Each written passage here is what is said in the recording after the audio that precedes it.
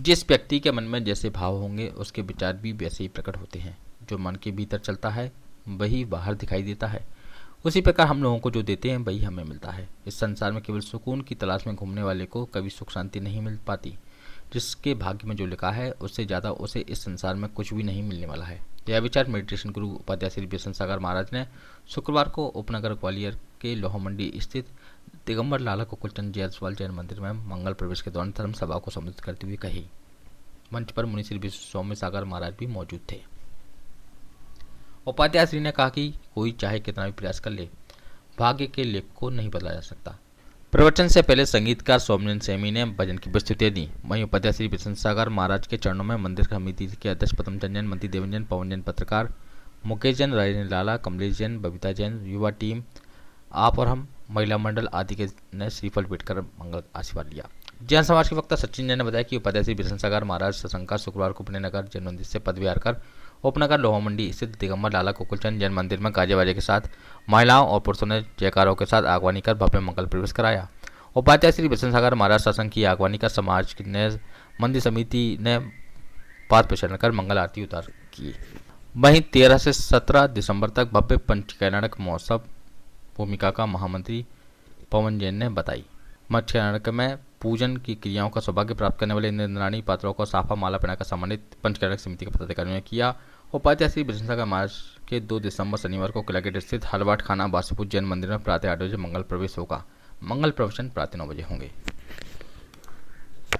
सिर्फ आप कौशल भाई द्रव उठाकर चढ़ाते हो, भावनाएं आपकी वही पुरानी है जो घर में थी, उसमें अंतर नहीं आया। अगर आप भावना से आज भी इस पंचम काल में भी बड़ी श्रद्धा से पूजा करो, उसका फल मिलता है। उदाहरण देखना है, उपाध्याय बिशन सागर, इन्होंने एक ही बार पूजा करी, एक ही बार विधान किया सचिन भाई, दूसरा विधान करने की आवश्यकता नहीं पड़ी, सीधे मुनि बन गया। इतना गजब की श्रद्धा से पूजा की। इसलिए मैं जब भी याद करता हूं परमात्मा को, चीज मेरे सामने मौजूद होती है। जो चीज सोच लेता हूं वो हो जाती है। तुम अपने माँ से कहते हो माँ मुझे चीज चाहिए, रोते हो, पल्लू पकड़ के भागते हो, गुस्सा हो जाते हो, रूठ जाते हो, हमें आवश्यकता पड़ती नहीं। मैंने मुद्रिका ली, भोजन हाजिर, मैं बैठा, माइक मिल गया, मैं चला, लोग मिल गए, मैं जहां बैठ जाऊं जो सोचूं वो चीज मिल जाती है। लाखों रुपए खर्च करके पद्मचंद जी आपने बिल्डिंग बनाई, एक दिन सोए नहीं होगे, मैं जाकर बैठकर सो के आ जाता हूं। बताओ अपन मेरा देश है कि तुम्हारा? पूजा मन से होती है महानुभाव।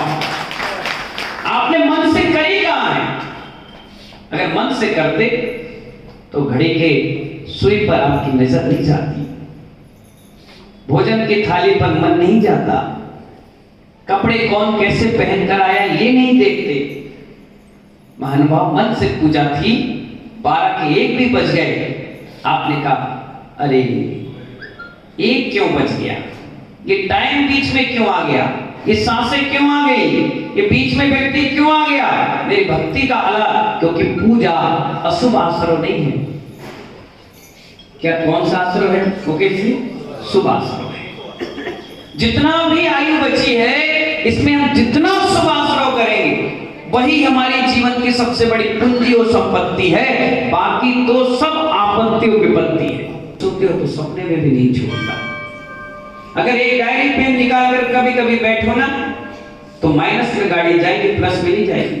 कोई सीए होगा उससे पूछना कि बैलेंस शीट जब बनाते हो तो 100 के 100% अगर किसी की उम्मीद रखते हो तो कितना परसेंट वो ला पाता है? बोले 70, 80, 90, और 80, 90 में भी तुम्हारा उपयोग लग जाए बहुत बड़ी बात है। इसलिए तो महानुभाव समय समय पर प्रतिष्ठा, समय समय पर विधान, समय समय पे पूजा, आहार, दान, चौका ये लगते रहते हैं, होते रहते हैं। आचार्य भगवान कहते हैं अगर अपने आप को देखना हो, तोलना हो तो सबसे अच्छी बात है कि आपकी तिरंज आयु का बंध नहीं हुआ है, आपकी नरक आयु का बंध नहीं हुआ है, तो आप अपने आप को कैसे समझोगे कि मैं कहां जा रहा हूं? आचार्य भगवान कहते हैं जब भी महीने 15 दिन हफ्ते में साधु मिले उनको जाकर आहार दिया,